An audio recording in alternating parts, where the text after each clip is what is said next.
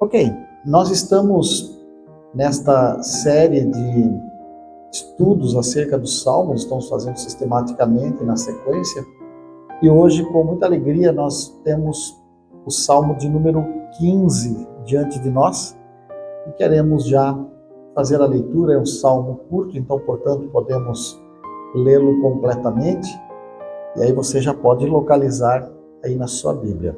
Salmo 15 vai dizer o texto para nós dessa maneira: Quem, Senhor, habitará no teu tabernáculo? Quem há de morar no teu santo monte? O que vive com integridade e pratica a justiça, e de coração fala a verdade, o que não difama com a sua língua, não faz mal ao próximo, nem lança injúria contra o seu vizinho. O que a seus olhos tem por desprezível ao réprobo, mas honra aos que temem ao Senhor. O que jura com dano próprio e não se retrata. O que não empresta o seu dinheiro com usura, nem aceita suborno contra o inocente. Quem deste modo procede não será jamais abalado. Aleluia. Bem, no Salmo de número 14, que foi o salmo estudado anteriormente, nós temos o retrato fiel do homem natural.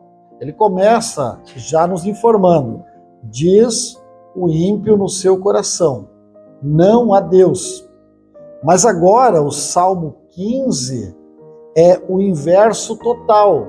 Ele é o retrato do homem espiritual. E entenda, quando dizemos homem aqui, não é uma questão de gênero masculino feminino, mas estamos falando do ser humano, né? E esse salmo, ele vem para descrever o tipo de pessoa que está em condições de ser hóspede de Deus. E você vai observar logo no começo, no primeiro verso, quem habitará no teu tabernáculo. E o habitar aqui no grego diz respeito a alguém que se hospeda em um lugar, como quando você vai passar férias e então você aluga um hotel ou uma casa e passa um tempo naquele lugar. Existem condições próprias para você morar ali, para você habitar naquele lugar. Tanto que ele vai, inclusive, fazer uma referência ao tabernáculo. Perceba que nos dias em que Davi escreveu esse texto, esse salmo, muito provavelmente já estava o tabernáculo construído, ou o templo construído, ou pelo menos em preparação para a construção que seria depois dos dias de Salomão. Mas ele se refere a tabernáculo porque o tabernáculo ele era móvel, ele andava de um lado para o outro, atravessou o deserto. E exatamente a ideia que Davi está buscando aqui não é de uma habitação fixa, mas de um Deus que se move, de um Deus que caminha, de um Deus que anda, de um Deus que está em todos os lugares. E ele está lembrando que aquele que quer morar com o Senhor, aquele que quer fazer as coisas que irão agradar a Deus ao seu tempo, ele deve caminhar com Deus. Então esse habitar no teu tabernáculo é caminhar junto com Deus, andar de modo digno a ser chamado de companheiro de Deus. Então a nossa vida, ela não é uma vida plantada como árvores com raízes no lugar. Nós estamos aqui, ali, acolá, e devemos entender que, independente do local aonde nós nos encontramos, independente da circunstância que nos cerca, independente das pessoas que estão conosco, o nosso proceder deve ser sempre igual. O Salmo aqui, inclusive, ele não está nos dando a estrutura completa de como deve ser um salvo, não. Ele está inclusive ignorando muitas das leis promulgadas por Cristo no Sermão do Monte, nos capítulos 6, 7 de Mateus. Ele não leva em consideração nada de 1 Coríntios 13, tampouco os mandamentos para os casais, as famílias, que Paulo repassa aos Efésios, ou que Pedro lembra como devem ser as santas mulheres de Deus e os homens que querem morar no céu. Não, ele não está tentando nos passar um retrato do cidadão celestial. Ele está tentando nos lembrar que para andar com Deus existem qualificações morais mínimas, básicas, indispensáveis. E é isso que nós devemos entender, porque a estrutura desse pequeno salmo é uma estrutura básica de perguntas e respostas. Quem vai? O fulano. Quem pode? Quem faz? Quem é? Quem age? Então ele vai dando perguntas e respostas para nos lembrar que o cidadão do céu, ele tem uma postura ilibada, exemplar, diferenciada, independente de onde ele esteja. Quem aqui nunca ouviu falar da história do irmão crente que trabalhava numa empresa ao lado de outro funcionário, numa máquina ao lado, por 30 anos, ou coisa que o valha, e um dia lá, depois de tantas décadas, ele ficou sabendo que o seu vizinho de máquina também era crente. E aí ele disse, mas eu nunca identifiquei em você nada que remetesse ao cristianismo. Não, porque eu sou agente secreto de Jesus. Então ele não podia dizer para ninguém qual era a sua missão. Então, essas palavras que Davi está escrevendo aqui de maneira básica, parece-nos, nos dá toda a ideia de que ela está linkada a 2 Samuel, no capítulo 6, quando Davi está se preparando para finalmente levar a Arca da Aliança para dentro de Jerusalém. A primeira vez que ele tentou fazer isso, você conhece o que aconteceu, você sabe o que aconteceu, conhece a história de Uzá, que foi colocar a mão para a arca não cair e acabou num destino trágico aquele moço. Daí na segunda vez ele então faz conforme a lei. E aí ele vai, talvez seja uma alusão, lembrando que ele vai dizer para quem está à sua volta, olha, para poder habitar no tabernáculo do Senhor, não é fácil. Morar então no Santo Monte, aí que o negócio fica bem estreito mesmo.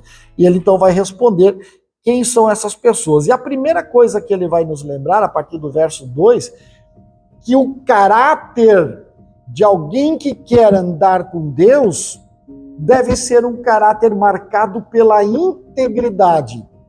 E logo você vai perguntar, o que é integridade? Bom, no hebraico, a ideia da palavra integridade dá a entender algo como inteiro, sadio, sincero. Então, quando falamos inteiro, é como você apresentar um bolo no dia do aniversário. Eu nunca vi alguém colocar na mesa um bolo que já foi tirado uma fatia.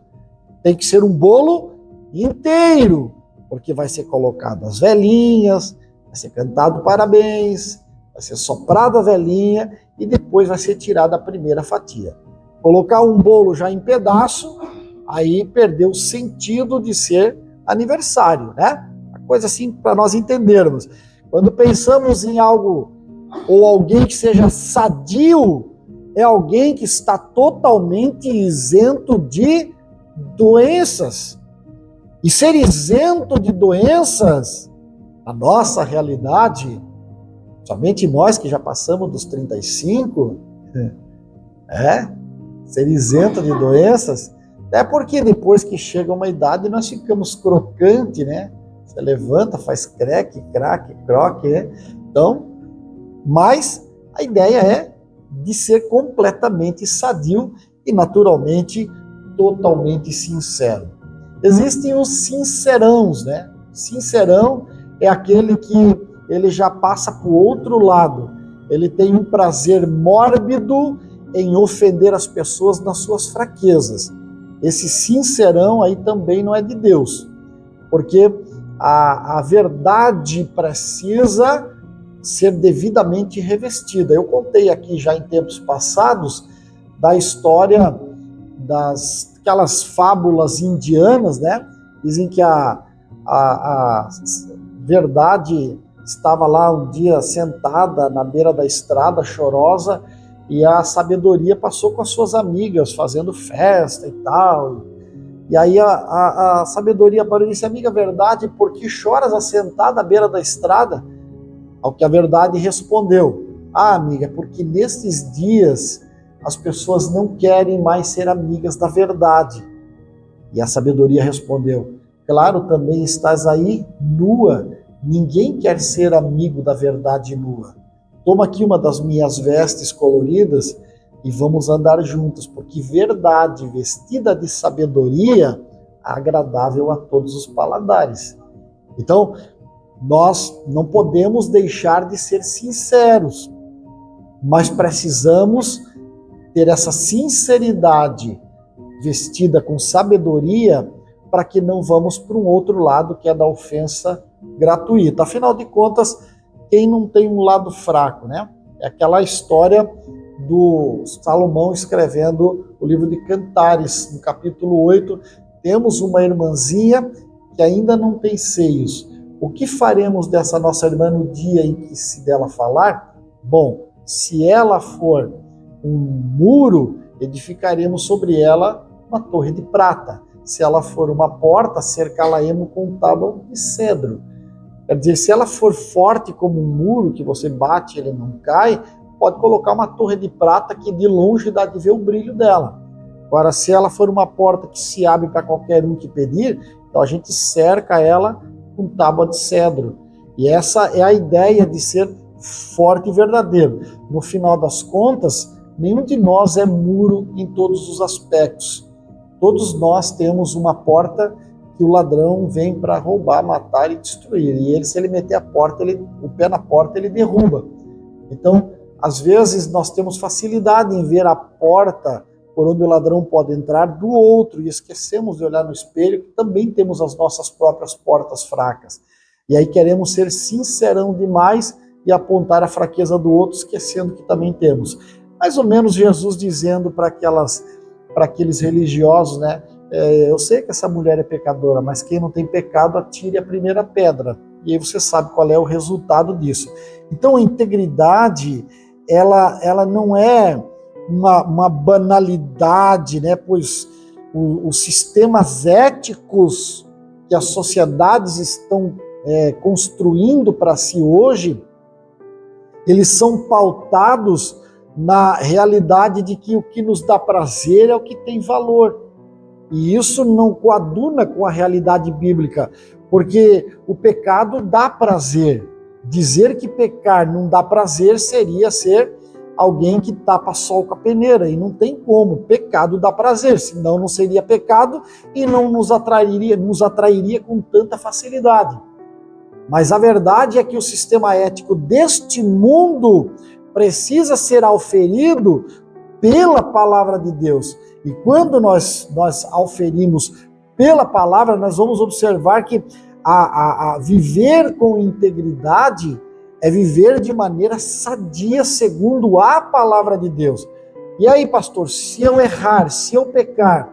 Bom, novamente João vai nos explicar. Filhinhos, não pequeis.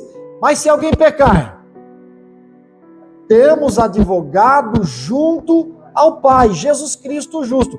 Ele não é só advogado, mas ele é o próprio pagamento, ele é a própria propiciação pelos nossos pecados. Então, ele nos dá condições de novamente nos chegarmos com confiança diante do trono da graça.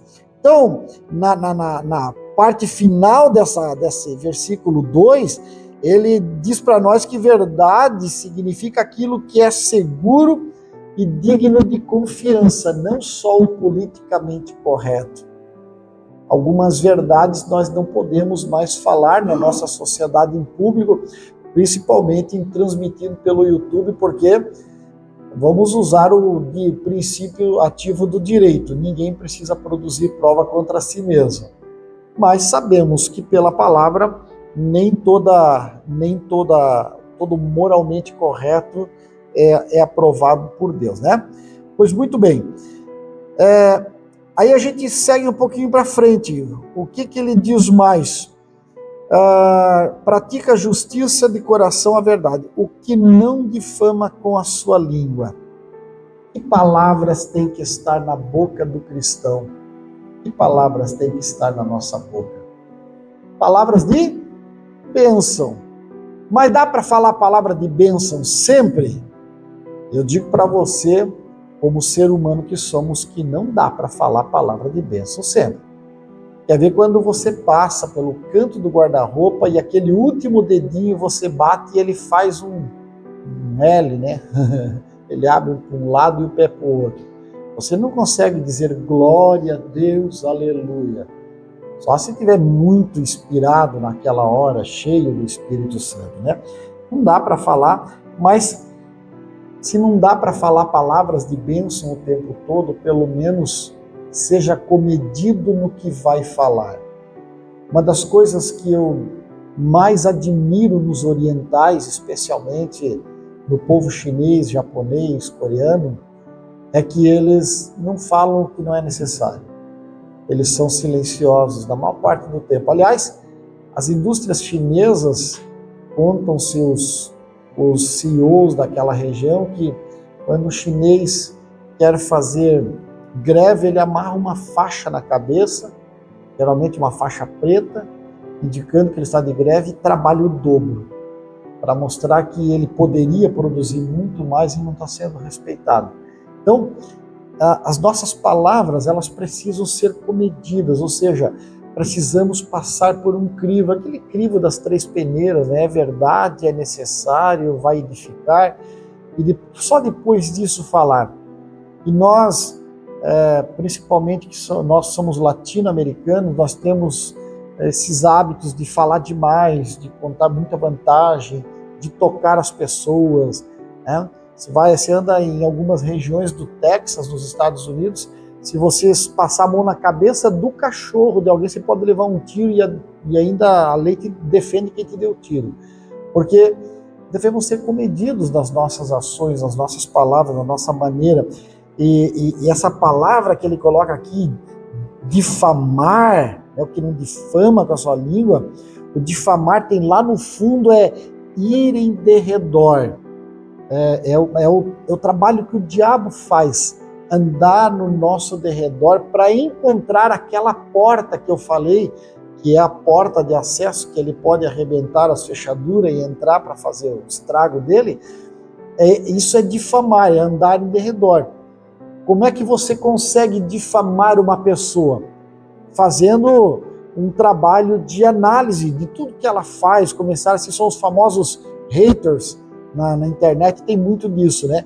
Começa a pescar tudo que as pessoas falam, tudo que faz, como anda, que veste, e daqui a pouco acha uma coisa para descarregar o seu ácido, para falar mal, para difamar, para, enfim, fazer com que essa pessoa seja derrubada, né? E isso está muito mais perto da maledicência do que da calúnia. Porque caluniar é falar uma inverdade, mas a maledicência é falar uma inverdade com o desejo de matar, de destruir, de arrebentar. E eu me preocupo, graças a Deus, eu não tenho visto isso mais porque eu estou 5 anos e meio aqui em Florianópolis. Pelo menos para mim não chega, né? Se acontece eu não fico sabendo.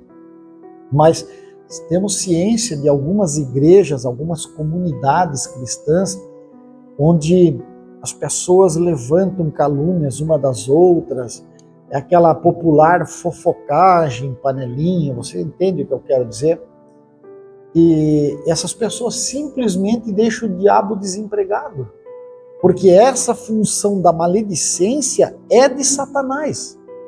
Então, nós já carregamos um fardo de problemas muito grande na nossa vida, tendo que arrumar a nós mesmos. Você lembra, 2 domingos atrás, eu falei acerca do fruto do Espírito, da obra da carne, que apesar de que a obra da carne somos nós que produzimos, o fruto do Espírito é algo sobrenatural, o Espírito Santo produz em nós, mas ele só vai produzir se nós trabalharmos a terra, ararmos a terra, aguardarmos essa terra, tirarmos as ervas daninhas. Então, há um trabalho de parceria, não obstante o fruto do Espírito seja algo sobrenatural produzido por Deus em nós, mas há um trabalho de parceria, porque senão vai ser que nem a extrema unção dada para o padre a um bêbado. Ele bebe a vida inteira caído na sarjeta, o cão lambendo a boca, e na última hora ele entra numa igreja, recebe a extrema unção, morre, e aí vai para o purgatório e tudo bem. Mas não é assim que funciona. A nossa vida está pautada no que Jesus falou. Quem quiser ser meu discípulo, o que ele disse? Negue a si mesmo, tome a sua cruz e venha atrás de mim. Ir atrás dele é habitar no tabernáculo. E o Davi pergunta, quem habitará no teu tabernáculo? E dá a resposta.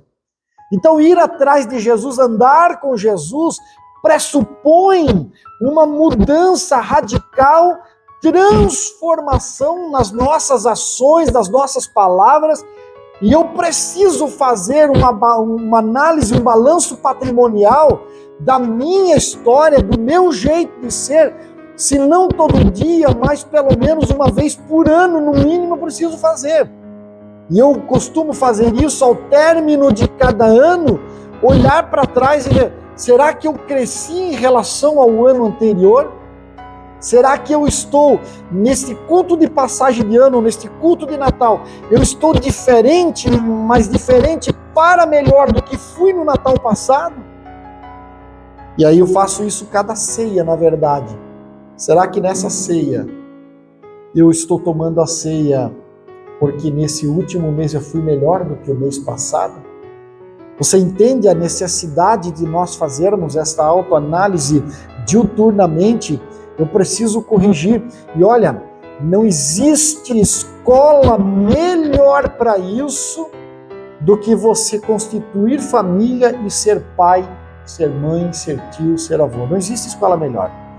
Porque são as pessoas que vão conviver com você que vão dizer para você se você melhorou ou não.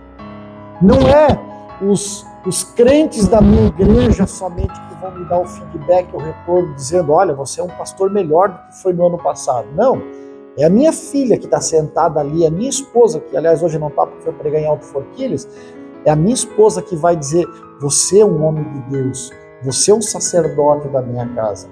É o momento que a minha filha diz, pai, eu estou te procurando porque você tem uma palavra de Deus para mim. É isso que vai me dar um feedback se eu cresci ou não. E muitas vezes, tá ali a Amanda que não deixa eu mentir, muitas vezes nós sentamos em família, eu digo, eu quero que vocês digam para mim quais os meus defeitos, o que vocês acham que eu devo melhorar? E às vezes a gente escuta que não gosta, mas é obrigado, é uma necessidade isso, porque somente escutando feedback negativo é que nós vamos poder crescer. Eu vou investir naquele lado que é fraco somente se eu souber dele. E quantos líderes eclesiásticos, quantos pais de família, quantos patrões de empresa que não querem ouvir esse feedback? Muito pelo contrário. Eu gosto que me chame e diga, olha, aqui não é legal, por esse caminho não é certo, por aqui ficava melhor. Claro que se eu tiver argumentos para explicar o meu modo de agir, por dentro da palavra, eu vou me defender. E eu sou bom de papo, eu não vou brigar com você, nós vamos conversar até que um dos lados se conscientize que realmente o caminho é por aqui. Mas, nós estamos em família, tá ali o nosso evangelista irmão Valdir. Quantas vezes ele já me deu feedback dizendo, olha, pastor, acho que por aqui, por ali, por lá. E eu ouço com alegria. Ouvir aquilo que nós não gostamos nos faz ser crentes melhores. E é isso que Davi está nos lembrando nesse salmo, estas qualificações morais, como são importantes. Tanto que na cláusula final, nesse versículo, ele lança injúria, né, que pode ter o sentido de ofender e tal. Ele diz como pegar algo desonroso. Você não... Bom, eu nem vou usar exemplos aqui, que fica até melhor deixar por aqui mesmo, né?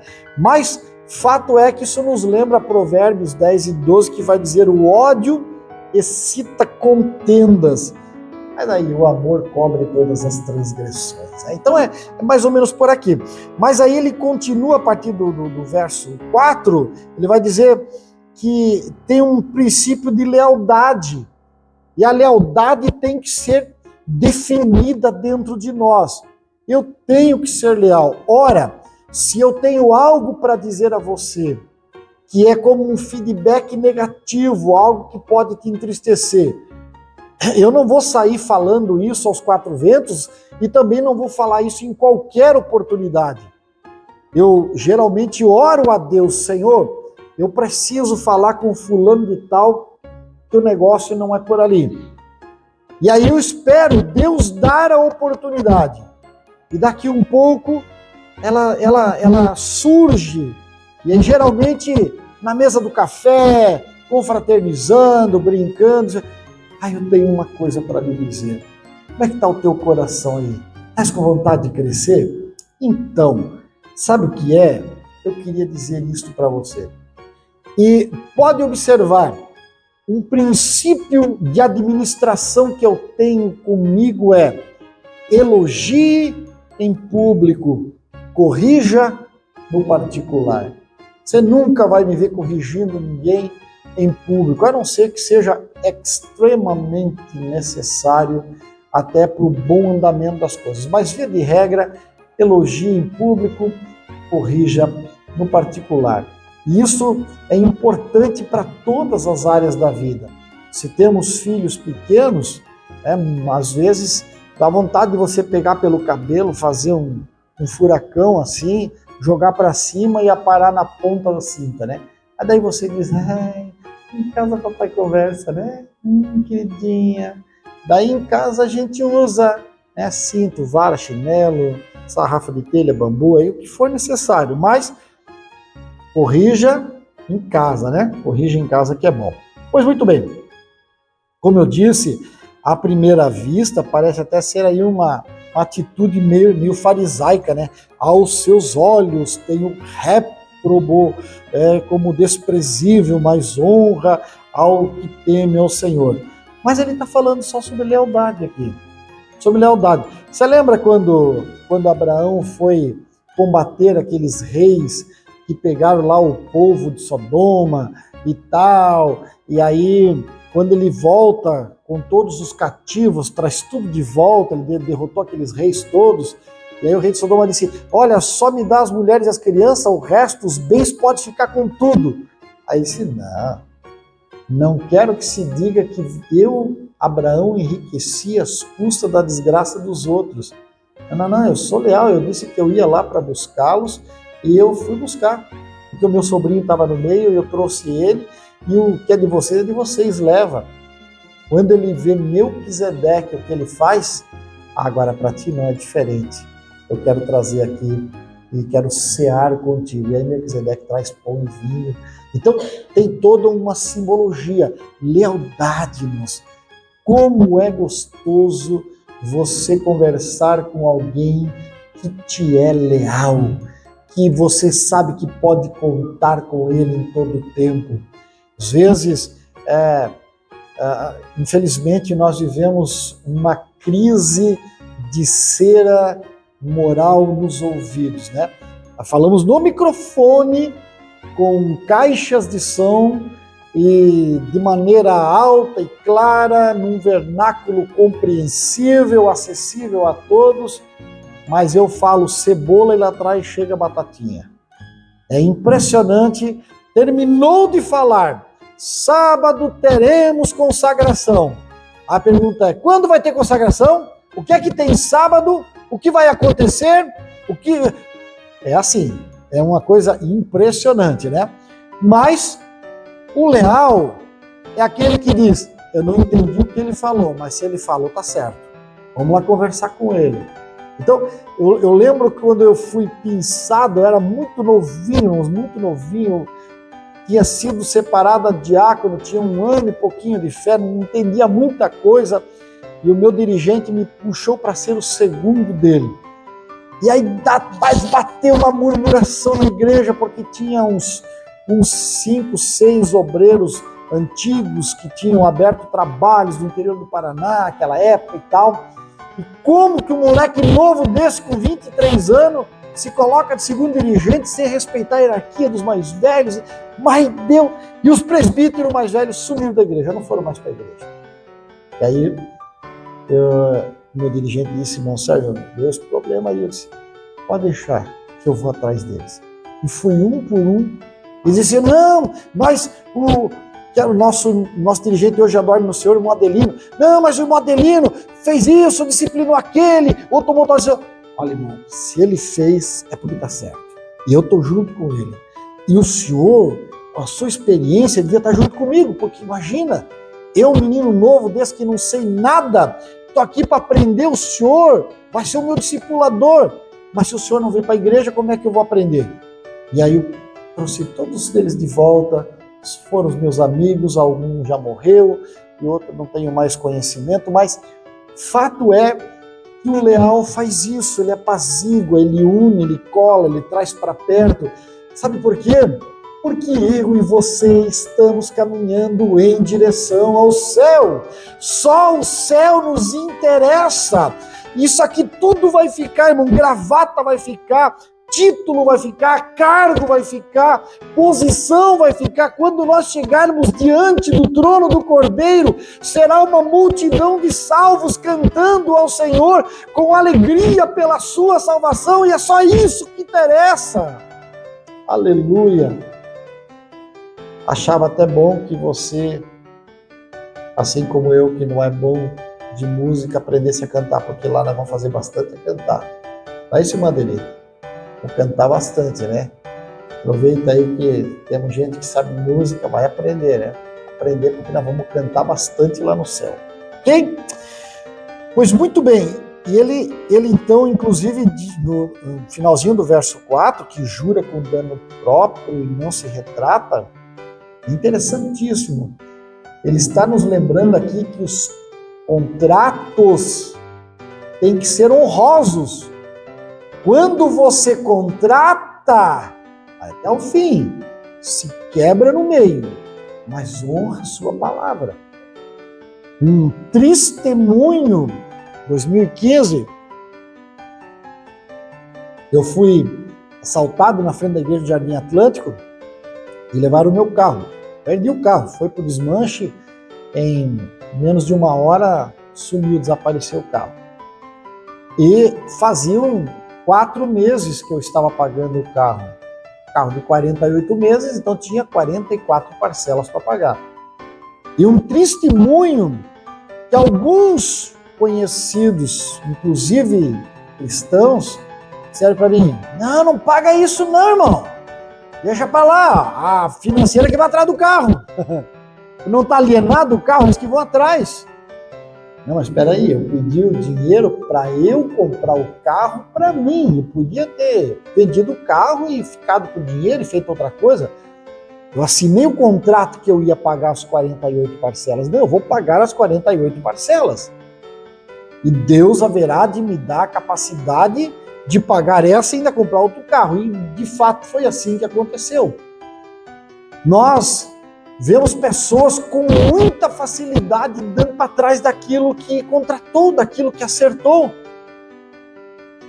Eu disse para alguém, tempos passados, veio reclamar para mim: porque a vida tá isso, tá aquilo, tá aquele outro, tá ruim, tá não sei o quê, a desgraça tá batendo na casa. Eu disse: pois é, mas você lembra desse degrau aqui, desse púlpito? Nesse degrau você falou para mim: pastor, fiz uma aliança, em lágrimas você falou para mim, fiz uma aliança hoje com Deus, nunca mais vou deixar de ser dizimista, vou ser fiel até a morte. Você trouxe 4 dízimos e não trouxe mais. Não é comigo que você fez aliança, você fez aliança com Deus. Agora Deus é criança de jardim de infância que você fala e esquece? Aliás, criança de jardim de infância não esquece. Você prometeu para a criança, meu irmão, cumpra, né? Então, bota a mão na consciência E lembra quantas promessas você fez lá nos primeiros dias da sua conversão. Eu vou isso, eu vou aquilo, não vou faltar a escola dominical, vou ler a Bíblia inteira, vou não sei o quê. E ó, Deus está esperando. E olha, Ele tem tempo, irmãos. Ele tem tempo. Ele deu 120 anos para Noé construir a arca. Noé construiu a arca pregando durante 120 anos, esperando o arrependimento do povo.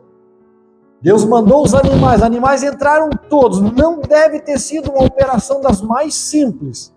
Deve ter sido uma operação tremenda.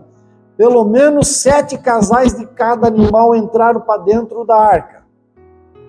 Aí, a arca está cheia, não é de Senhor? Só levantar âncora e zarpar. Vamos esperar mais 7 dias. Dá tempo.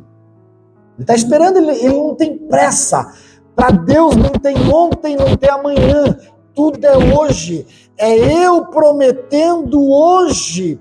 Os primeiros dias da minha conversão, das primeiras orações que eu fiz na minha casa, lá na rua Cassimires Lozens, que é onde eu morava, lá na Coab do Aventureiro Joinville, de joelhos do Senhor, que eu não tenha direito à aposentadoria no sentido de parar com tudo. Eu quero morrer pregando o Evangelho, no púlpito de preferência. E teve dia que Deus disse, tá cansadinho? Vai parar não, filho. Pode até te jubilar, aposentado já sou, pode até te jubilar daqui uns 12 anos, mas parar de pregar, meu exemplo, meu modelo está aqui, ó, pastor Assi. Esse aqui é meu exemplo. Eu olho para ele e digo, eu sou pastor Assi amanhã. Por quê? Porque poderia estar com o pezinho enrolado num manto, né, num chale, assistindo Netflix e comendo pipoca essa hora. Está aqui, nos dando um exemplo do que é ser um servo fiel. E às vezes ele não está aqui, onde é que está o pastor Assi? Está pregando, está dando aula ali na escola dominical, está viajando. Por quê? Porque é fiel a Deus. Nós devemos seguir os bons modelos. Deus nos dá para nós sermos homens e mulheres honrosos. Honra, irmão, honra é uma coisa que falta nesses dias.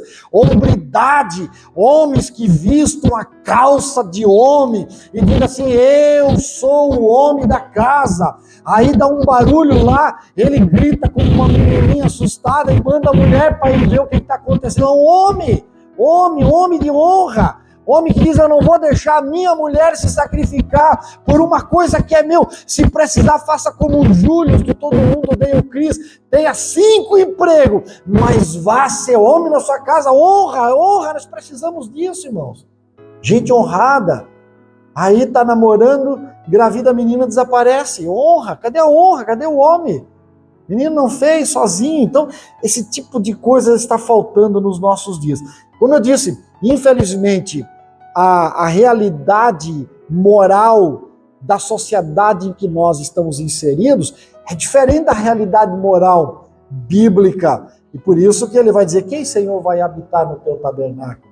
Quer dizer, quem é que vai andar contigo para lá e para cá? Quem é que vai poder se apresentar dizendo, como diz o deputado Nicolas Ferreira, quando ele estava terminando uma das provas finais da faculdade, a professora de filosofia disse para ele assim, vocês vão fazer prova em dupla, menos fulano, ciclano, beltrano e o Nicolas. Senta aqui, cara, vocês vão fazer a prova sozinha. Ah, por que sozinho? Não é em dupla? Não, vocês dizem que andam com Deus, faça com Deus então, faça com Jesus de vocês.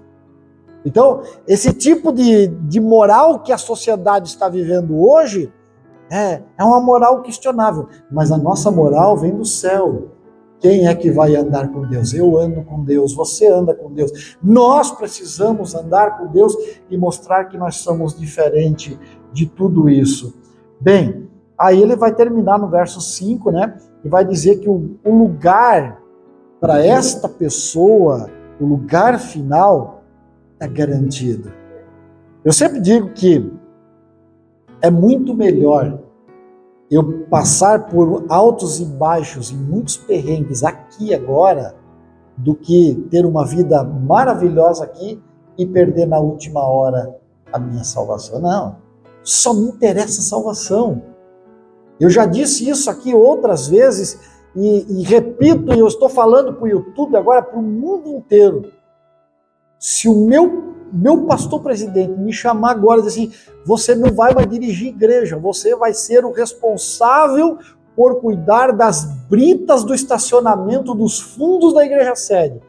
E você vai cuidar dos carros que estão ali e das britas, não pode crescer uma grama por cima, pois vão ser as britas mais bem cuidadas do sul do Brasil, porque eu vou ser o melhor valet que vai ter em toda essa região, e não vai participar mais do culto. Se não puder, se eu tiver que ficar lá atrás cuidando, eu vou ficar lá atrás cuidando, mas eu vou estar lá cuidando dos carros dos servos de Jesus, e eu vou estar trabalhando para Jesus, e o mesmo Jesus que vai estar lá no púlpito e na nave da igreja com o povo que adora, vai estar comigo andando lá cuidando entre os carros, e eu vou estar louvando a Ele. Por quê?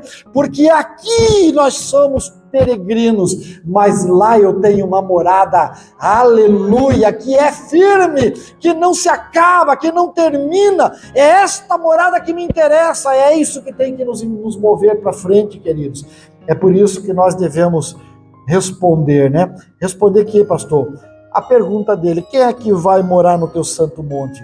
Quem é que é digno de ser cidadão de Sião, da santa cidade de Deus?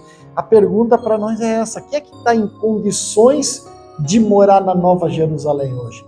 Se hoje fosse dito, acabou o teu prazo, encerrou o teu tempo, findou a tua carreira, daqui você não sai mais hoje vivo, você vai sair carregado e vai voltar carregado para um velório, e daqui você vai para o crematório ou para o sepultamento. Você está pronto para isso? Você está pronto para isso? Essa resposta ela tem que ser positiva, porque o indivíduo que passar nesse teste, ele é um homem, uma mulher inabalável, que é o que o Salmo está pedindo. Ele é abençoado com segurança e vai resistir a qualquer assalto dessa vida. Pode ter certeza, por quê? Porque é inabalável como a rocha. E como é que eu me torno inabalável como a rocha? Quando eu construo a minha moral, quando eu construo os meus relacionamentos, quando eu construo a casa da minha vida sobre a rocha que é Jesus. Aleluia! Que Ele nos dê capacidade de construir todos os dias sobre a rocha. E aí nós vamos poder terminar dizendo: quem deste modo procede, jamais será abalado. Amém, meus irmãos?